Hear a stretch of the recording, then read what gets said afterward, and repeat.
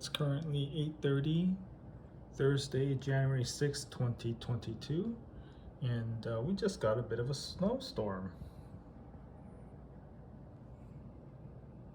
It's about 10:30 a.m., obviously, on a Saturday, January 8th, 2022. Last night I recorded a video about just a story from my childhood, and Rachmaninoff's Second Symphony. And I had plans for what I was going to talk about, and as it so often happens when I put the camera in front of me and I start recording, I forget some of the things that I want to talk about. But and I talk about this in a previous video. Like, if you're striving for perfect and you want to make sure you hit all the talking points, sometimes that can be very paralyzing. You don't end up making the video at all. So yesterday, after I recorded the video and I was in the process of editing, I realized, crap, I forgot to mention XYZ points. And so there was the option to stop and shoot more footage, or reshoot it. I mean, that I don't think I would have done that, but to just stop the editing and then shoot additional footage. But I chose not to, because again, I think for YouTube, if you really want to maintain your sanity and make content, you just got to put stuff out there, even if it's not perfect, even if it's not whole.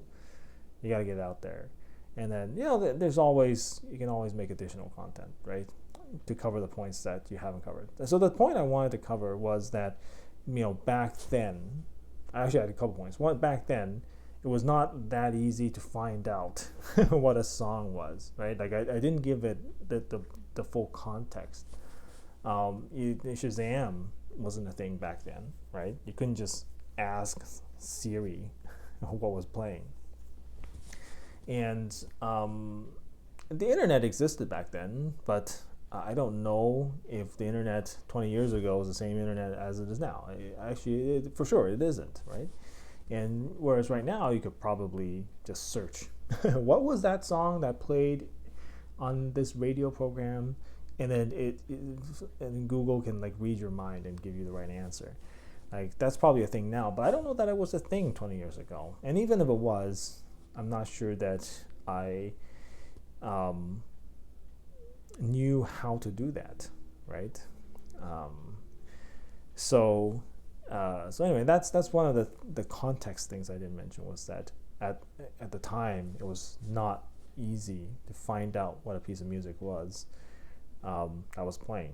You couldn't sing a melody into your phone and then have it somehow recognize it. Can you do that now? I don't know. And then the other thing I want to talk about was that more recently, I guess Rachmaninoff's Second Symphony came back into my life, independent of the running thing. And that is that I found out that the movie Birdman used, I think it was a third movement from Rachmaninoff's Second Symphony. And Birdman is a movie I don't think I talked about on my channel, but it is a fantastic movie. It is such an interesting movie. It's I think it was directed by Alejandro Inarritu, and it's like a one-shot take type of thing, and it's a movie that has a bit of a magic quality to it, but leaves you thinking whether or not it truly is magic or it's just imagination. It's one of those rare movies that make you think about what you're seeing and trying to reason what it is that you're seeing throughout the entire movie. Right? Another example of that is Tenet, which I've been meaning to make a video about as well, but I haven't gotten to that yet. But anyway, Birdman is a fantastic movie. It's got also a very unique um, film score, if you want to call it that, because a lot of it is drums, and I think the drummer is like Antonio Sanchez, and yeah, it's a very different thing, to have a movie that's scored predominantly with drums. Anyway, just a fantastic movie. Yeah, but there was some controversy surrounding it because I guess the filmmakers were hoping for an Oscar nomination for music, but because the film also used a lot of classical music, I guess the Oscars awards committee felt that that there wasn't enough original music for it to deserve a nomination, or that like the weight of the movie fell mostly onto pre-existing classical music. Anyway, but yeah, so there was a scene in Birdman, spoiler alert, where the main character jumps off the roof and starts flying, and that was set to Rachmaninoff's Second Symphony. So yeah, that's another part of the story. Just this piece of music has been peppered throughout my life, and it's just a fantastic piece. You got to listen to it. So in other things, I guess I wanted to talk about what happened yesterday. So yesterday, it was a Friday. I had a headache that I've had since Thursday, and I didn't think that much of it.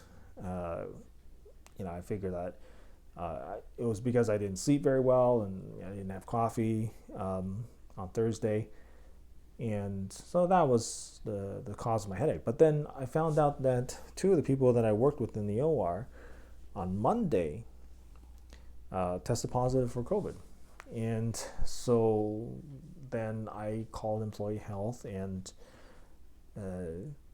asked if I needed to be tested, and because of my headache symptom, they said, yeah, you probably should. It's not like a major symptom, but it is a minor symptom, and that merited testing. And so while we waited for testing, I had to put my clinic on hold. Actually, they were talking about canceling my whole Friday clinic, because they were gonna go send me to get testing. That would have taken like 24 hours to come back.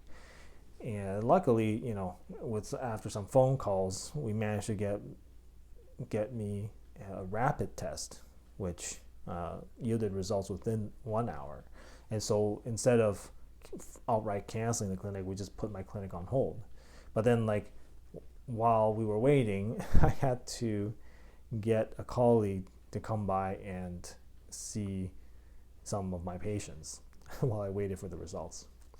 It's very disruptive, this whole thing.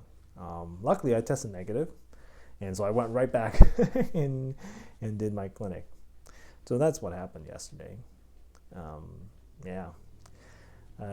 As for today, it's a beautiful. We got a beautiful weather today. It's very clear blue skies, and we got some snow on the ground, and it's very, very cold. So the air is very clear. It's like some of the most beautiful weather that we get. But of course, it's also very cold. It's minus 14 degrees Celsius right now. So I probably won't be running today. But yeah. So that's it.